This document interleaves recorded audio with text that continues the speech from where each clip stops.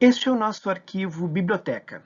Aqui nós vamos falar um pouquinho de conteúdos e diversos links de acesso para estudo, pesquisa, que vocês utilizarão durante todo o nosso semestre, nestas 15 semanas do ensino emergencial remoto, da disciplina de gestão de projetos em dança.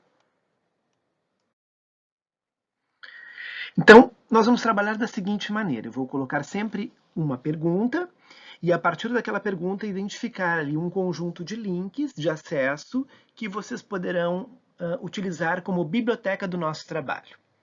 Primeiro tema que vai aparecer como tema de estudo é o que é o Canvas, né? O Canvas, nós já falamos brevemente, é uma metodologia que formata, né, numa página de formato A3, né, com 5 perguntas chaves, com 5 áreas de atuação chaves, né, e ele faz uma metodologia breve de gerenciamento de projeto, nos permite ter uma visão ampla do projeto no modelo que está muito associado, né, a experimentos ligados ao marketing digital, né. O criador de uma metodologia de Canvas no Brasil é o José Finocchio, né? E ele, em sua conferência, aqui temos um link para uma das aulas dele, fala da importância da neurociência na construção do Canvas. Então, vamos ver algumas aulas do Finocchio, nos explicando um pouquinho o que é a metodologia, o que é a lógica, o que é o tutorial do Canvas para utilizar em alguns ambientes, né? E algumas aplicações do modelo, ou seja, intérpretes e usuários do modelo Canvas, desde um modelo mais comercial, pensando a questão do negócio, aspectos econômicos, até o modo como o Canvas permite imaginar uma ampla e criativa proposta, né, de apresentação de um projeto de trabalho. Depois, então, vamos ver um pouquinho temas da metodologia ágil, né? A relação da metodologia ágil com a metodologia tradicional, né? O que é a metodologia ágil e como ela pode ser implementada numa atividade de trabalho. Né? Bastante interessante, eu já falei para vocês que a metodologia ágil ela é uma ferramenta, na verdade, bastante útil para avaliar projetos de breves, né, de curta duração, envolvendo de 1 a 4 semanas, e concentrado num bloco de 3 grandes ações.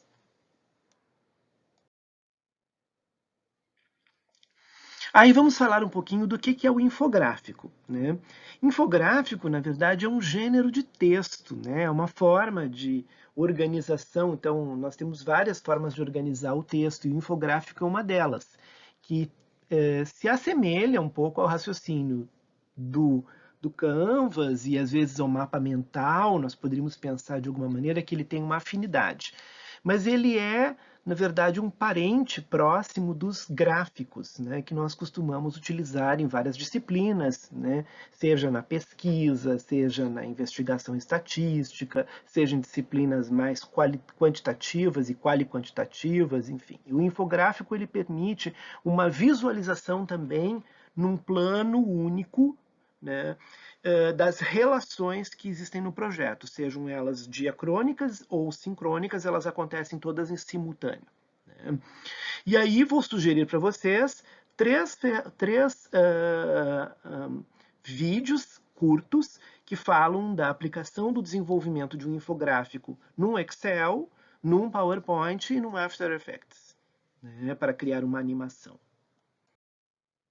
Depois vamos falar um pouquinho do checkpoint. Checkpoint, né, que é um momento específico no projeto, ele é bem amplo e ele pode ser utilizado para vários momentos. Ele é um momento de relacionamento dentro do projeto.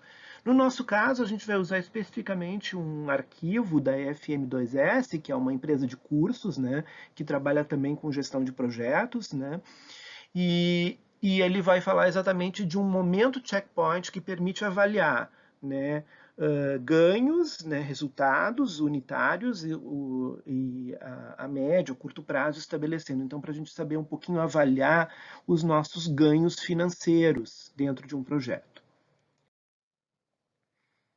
E aí, finalmente, vamos falar um pouco mais da noção mais robusta de projeto, aquela que vem do PMBOK. né? Conceitos iniciais, a relação com as normas, com as ISOs, né? Como elaborar e avaliar projetos, né? Como pensar quais são os elementos básicos que estão fundamentando a gestão de projetos e o que é a gestão de um projeto, né? Quais são as tipologias de projetos que nós conhecemos e os 7 passos dos projetos, o que então a gente vai conhecer como sendo o famoso tailoring dos projetos, né? Que é transformar os 7 passos naquilo que nós necessitamos efetivamente, porque cada projeto tem a sua singularidade, né? Bom, na nossa disciplina, e aqui no nosso slide está grifado em uma cor mais vibrante, um vermelho, né, escuro ali, vocês viram que eu grifei dos 7 passos 4 passos, né? O passo introdução, início, o TAP, termo de abertura do projeto, o que é o que o projeto faz, o seu escopo, os requisitos e a estrutura analítica, o cronograma, né, e a planilha de custos e os documentos de apoio, plano de comunicação, riscos, etc. e tal. Né? E vocês viram que os outros passos, execução, controle e encerramento, eu deixei eles em preto, não está em negrito, não está negritado. Por quê? Porque vocês vão conhecer, e o vídeo que eu indiquei para vocês, né, referente a os 7 passos dos projetos, vão ver como é que eles funcionam nas suas etapas completas, né? Pensando que o projeto vai ser pensado, construído, elaborado, confeccionado, executado, controlado durante a execução e depois passar por um período que a gente chama de encerramento do projeto, que é quando a gente faz a entrega final, o relatório final e uma avaliação final. No nosso caso, nós não vamos realizar as etapas 5, 6 e 7. Nós vamos ficar exatamente nas etapas 1, 2, 3 e 4, porque nós vamos trabalhar com uma simulação. Nós vamos aprender a construir o projeto, mas não vamos executá-lo durante a disciplina. E para os efeitos de avaliação diagnóstica, que é controle, andamento, né, as reuniões, então a metodologia de reuniões diárias, né, os chamados checkpoints, a gente não vai construir esses indicadores aqui e nem também produzir um relatório de avaliação, porque isso não faria sentido, já que a gente não vai realizar, não vai executar e nem ver o que realmente aconteceu com o projeto executado. Nós vamos construir o modelo e aí vamos usar o outro modelo, que é a análise micro, baseada naquele roteiro de questões que eu falei num outro conjunto de slides, lá na abertura da disciplina, e também a análise macro, que é a aplicação da teoria do valor à avaliação do projeto.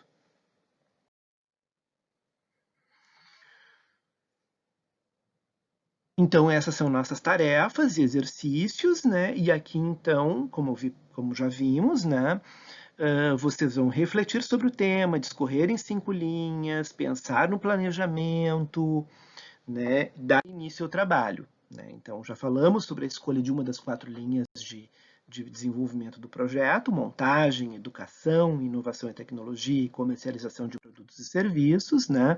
Aquela reflexão necessária do nosso primeiro encontro, o que eu quero realizar, por quanto tempo eu pretendo realizar isso, é viável o que eu pretendo realizar, está dentro do meu plano de realidade, quais são meus objetivos, qual é a importância desse trabalho, como eu imagino um planejamento para esse meu trabalho, né, pensando que eu também tenho outras tarefas que estão no meu cotidiano, já que o projeto é uma tarefa, né, do extra cotidiano, que está fora da rotina, algo que está além de tudo que a gente já faz. Né? Então vamos ver um pouquinho mais também aqui, uma indicação sobre o que a gente chama de ciclo de vida do projeto, as fases e grupos de processos.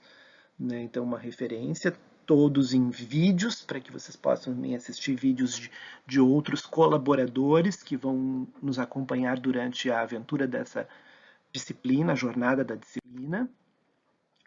Aqui eu indicaria, para quem quiser aprofundar um pouquinho mais, né, esses 2 vídeos sobre fluxo de processo, um aprofundamento, né, do professor Ricardo Vargas, né, que faz uma análise, né, bastante densa e muito rica, né, do fluxo de processo do PMBOK já na sua 6ª edição, né, então bastante atualizado, bastante interessante, né, o que ele propõe. Aqui também uns exercícios de como vou construir o meu termo de abertura. O que, que tem que constar nesse termo de abertura, professor? Essa primeira página. O que, que eu falo, né?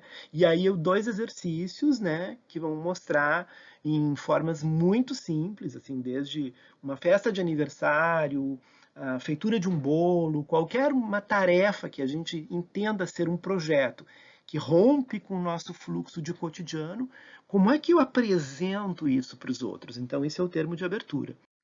Né? O que é um escopo? Né, que já vimos, já falamos, e reforço sempre: escopo é aquilo que o projeto vai incluir. Né? É o que contém realmente. Quando eu abro o projeto, quando eu vou ler, eu sei. Ele tem isso, ele vai realizar isso, o seu objetivo final é esse. Né? É uma síntese de onde ele vai chegar, o que ele vai alcançar. Né? E o não escopo é tudo aquilo que ele não é. Ou seja, é aquilo que não podemos esperar desse projeto. Então, é aquilo que nós não vamos oferecer. Se for um produto, se for um serviço, se for uma obra, é aquilo que ela não contém, que ela não vai oferecer. Depois vamos ver um detalhamento da hierarquia das entregas, que é a estrutura analítica do projeto, né, a montagem da EAP. Nós não vamos nos envolver detalhadamente com a montagem de uma estrutura analítica, mas é importante que vocês conheçam. Então, aqui é a sugestão para vocês entenderem como é que ela funciona e como é que ela é montada. O que é importante ter numa EAP? Né? A montagem de cronogramas, muito importante, não há projeto bem organizado se não tiver um bom cronograma, onde a gente coloca todas as tarefas, né, no tempo, e organiza assim, blocos de trabalho no tempo para a gente saber também avaliar qualitativamente o nosso tempo, como estamos fazendo o uso do tempo, como estamos aplicando o nosso tempo. Né? E as planilhas de custo. Aqui, um pouco mais, né, como exercício, para vocês conhecerem um pouco a importância da planilha de custo, mas como nós não vamos realizar o projeto, nós vamos trabalhar uma planilha bastante geral. Né? Nós não vamos fazer um detalhamento. Até por quê? Porque as planilhas de custo, elas variam muito, no caso da área cultural, de acordo com a legislação que está sendo adotada, com o edital que está sendo adotado. Né? Então, vocês terão que sempre se adequar ao modelo de planilha que está sendo apresentado. Se é uma planilha federal, se é uma planilha do governo estadual, de uma secretaria municipal, se é uma planilha de uma instituição privada, como é que elas vão funcionar. Esse é um link também para vocês conhecerem, né, quando vocês forem trabalhar com uma equipe remotamente, como no nosso caso, por exemplo, hoje, né, um bate-papo, né, uma live bem interessante sobre gestão de projeto para equipes remotas. E aqui, então, vamos falar um pouquinho sobre a parte da comunicação. Como nas artes, na cultura, no ensino, né, o plano de comunicação, eu disse para vocês, é uma pedra de toque e ele vai ser colocado no portfólio de vocês. Então, vamos ver um pouquinho mais sobre as plataformas de comunicação, o que é um plano de comunicação, como a comunicação está associada, né, ao melhor atendimento, né, das necessidades, né, do projeto, do grupo e também, né, da relação com os envolvidos, da relação com o público, com a clientela, enfim.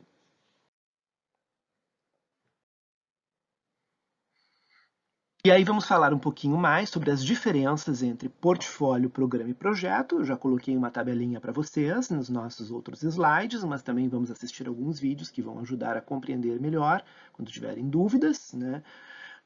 O gerenciamento do portfólio e a elaboração de projetos culturais e sociais. Né? Recomendo que vocês conheçam o trabalho de um importante gestor cultural brasileiro, Eduardo Saron, né?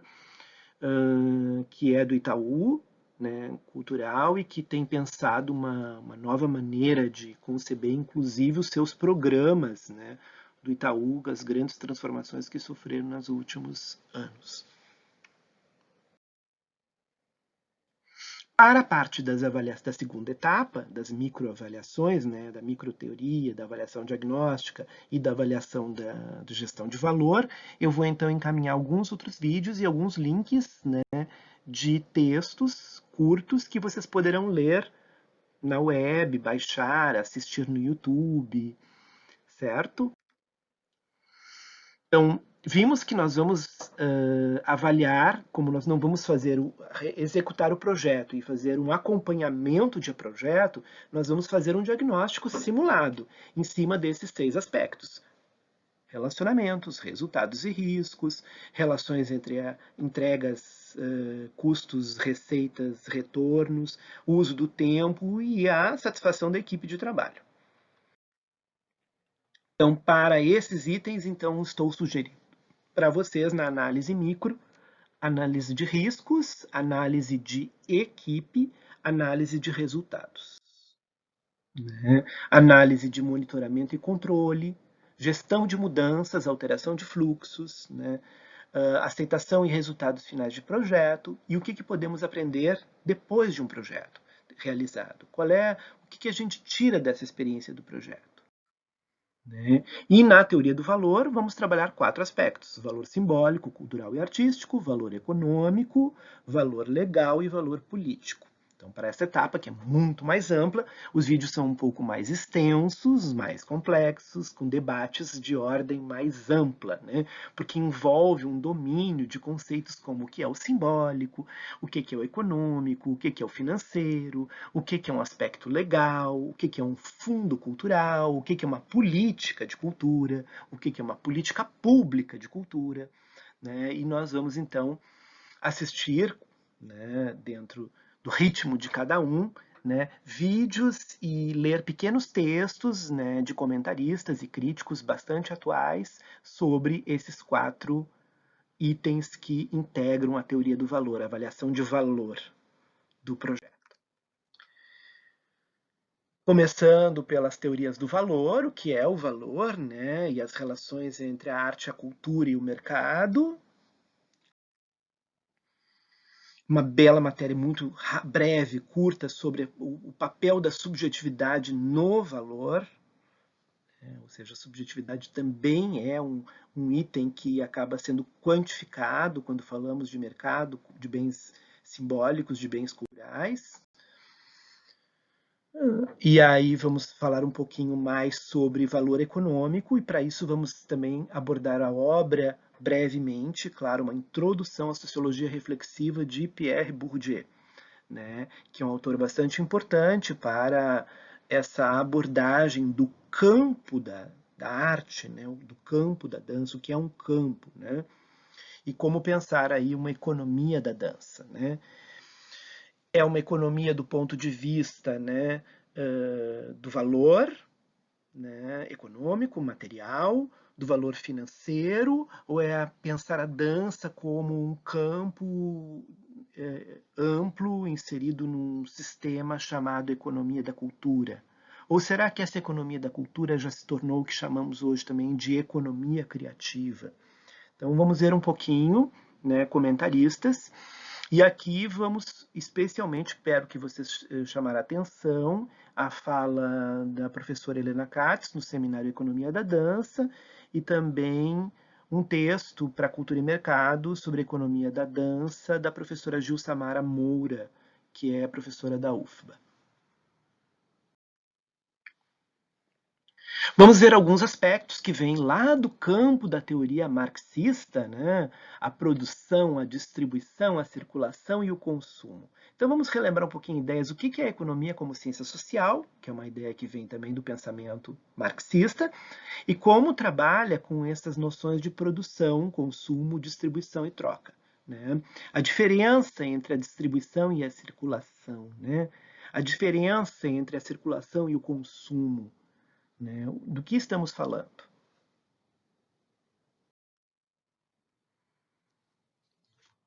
E aí, gostaria de indicar para vocês, né, um conjunto de conversas, diálogos, né, de um canal do YouTube chamado Capital Natural, que eu considero bastante relevante, né, e que problematiza a noção de desenvolvimento e desenvolvimentismo, que coloca a cultura como elemento central na reinvenção da cultura, da economia, das organizações, né, e da própria ideia da estratégia de desenvolvimento. Então, Aqui vou chamar a atenção também, né, para alguns casos que vão ser apresentados, né, e alguns diálogos, especialmente também em relação a pensar, né, a cultura como um lugar estratégico para o desenvolvimento do país. Muito importante para nós isso hoje.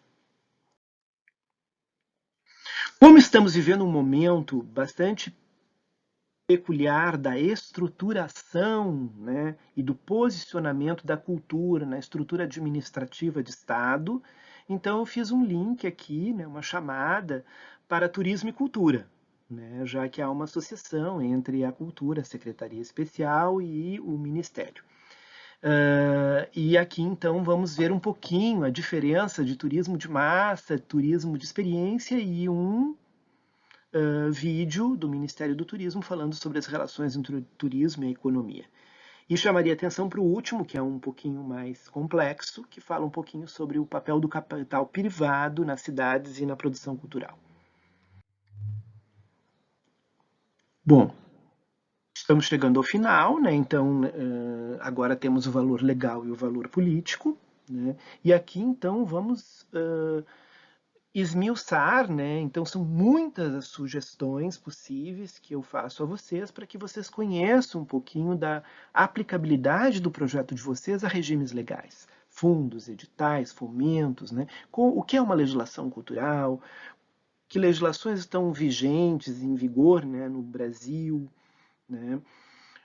Chamaria bastante atenção para o Fórum Brasileiro pelos Direitos Culturais, né? Acho que vale muito a pena vocês conhecerem, né, as propostas desse fórum, né? E volto novamente a ressaltar a importância das reflexões do Eduardo Saron para a economia da cultura, né, também no âmbito legal. Um breve, né, apanhado de elementos da Lei Rouanet, né? Não vamos nos dedicar totalmente a ela, mas eu sugeri vídeos curtos que falam um pouquinho sobre alguns aspectos, né, das finalidades, o que é o Fundo Nacional de Cultura e a aplicação do incentivo.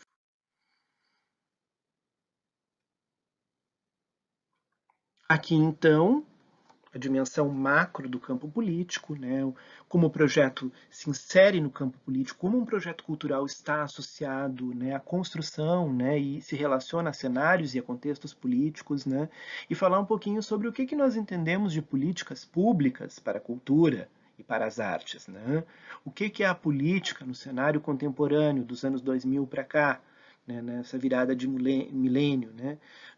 Sugestão da professora Helena Katz, da gente fazer a leitura de um texto muito interessante do sociólogo, né, professor da USP, Francisco de Oliveira, falando sobre essa política na era da indeterminação. Vamos falar um pouco de políticas para o sistema produtivo cultural, transversalidade nos setores, casos da economia da cultura e a noção de marginalidade cultural. Na parte final, chegando agora então a esse último bloco que é bastante extenso, nós vamos então transformar isso em alguns aspectos de aplicação, né? Como é que essas leis e esses elementos macros, né, podem ser comentados quando estamos falando da aplicação deles no campo da Lei Rouanet, da captação de recursos, qual é o estado atual, que debate está havendo na produção cultural brasileira, né? Como elaboramos projetos culturais? O que as produtoras nos sugerem? Né? Aqui temos também um momento muito bacana, né, na elaboração de projetos e na discussão também da presença do espaço público, especialmente universitário, né? Programa de extensão da Universidade Federal de Santa Maria, né? Mas também vamos ver uma proposta de um programa de extensão, né, da Universidade Federal do Rio Grande do Sul. Eu optei por colocar, indicar para vocês dois, né, programas, né, de trabalho que envolvem extensão nas relações, seja com a questão do poder, do empreendedorismo, com as relações sociais, né, de duas universidades do sul do país. Esse seminário, que é o Seminário de Produção Cultural das Artes Cênicas, uma jornada, né, que foi realizada recentemente, né, nesse contexto de pandemia na Universidade Federal de Santa Maria, vai também nos dar né, vários pontos de apoio para pensar a presença e o papel da universidade e do ensino de dança, ensino de artes cênicas, né, universitário na produção cultural, né? E não é irrelevante, é impossível falar desse cenário quando falamos de cenário acadêmico universitário, se não falarmos na perspectiva do seu entorno, da relação com o campo da extensão, mas também da presença discente, né? Como os alunos produzem culturalmente no contexto universitário. O que eles produzem, seus espetáculos, seus eventos, né? Qual é a infra, né, que essa estrutura acadêmica promove para que o aluno também desenvolva e experimente o seu papel de produtor cultural. Alguns projetos para o campo da montagem cênica, sugestões de debates e conversas que podem ajudar vocês, inclusive, na definição. Olha, o que eu quero, o que me interessa mais, eu gosto mais disso, eu gosto mais desse papo, né? Dança e comercialização, né? A Vimeo da Web Dança, né? Que é um gestor de escolas de dança, falando um pouco sobre mercado e clientela e processos de comercialização, discutindo o preço de aula, né? Dificuldade na negociação de pagamentos, né? Da carteira de fidelização dos clientes das escolas de dança. Né? Então, problemas que, para quem trabalha na escola de dança, na iniciativa privada, um autônomo, né? Um microempreendedor, vocês vão ver que vocês vão também se identificar um pouco com alguns aspectos dessa conversa aí do dança e comercialização. Né? E para finalizar, vamos trabalhar o nosso próprio contexto. Então, uma sugestão breve para que vocês possam também se inspirar, né, nesse momento, né, desse nosso ensino remoto emergencial, as políticas públicas emergenciais, a cultura em tempos de pandemia. Né? Então, falar um pouquinho sobre cultura em tempos de pandemia, um texto curto do Cultura e Mercado, né? E o manual do Sobrevivendo ao Coronavírus, né? E alguns debates, né, que estão ocorrendo, que estão pipocando em toda parte do país, referente aos agentes culturais, seu papel, seu lugar, né, os primeiros que saíram de cena do mundo do trabalho, os últimos que irão voltar, né, o que está acontecendo com a arte e agora, especialmente com a nossa arte da dança. E finalizamos com uma série de links para vocês conhecerem um pouquinho mais aquilo que vai ser o tema dos nossos próximos meses, né? Praticamente vai ocupar todo o nosso semestre, que é a implantação, né, regionalizada, localizada da Lei de Emergência Cultural Aldir Blanc, né? Então vamos ver alguns autores e debates que estão rolando por aí, para vocês conhecerem e também se prepararem. Quem sabe não podemos aqui desenvolver algum projeto que possa ser levado e conduzido também a ser apresentado à Lei de Emergência Cultural Aldir Blanc.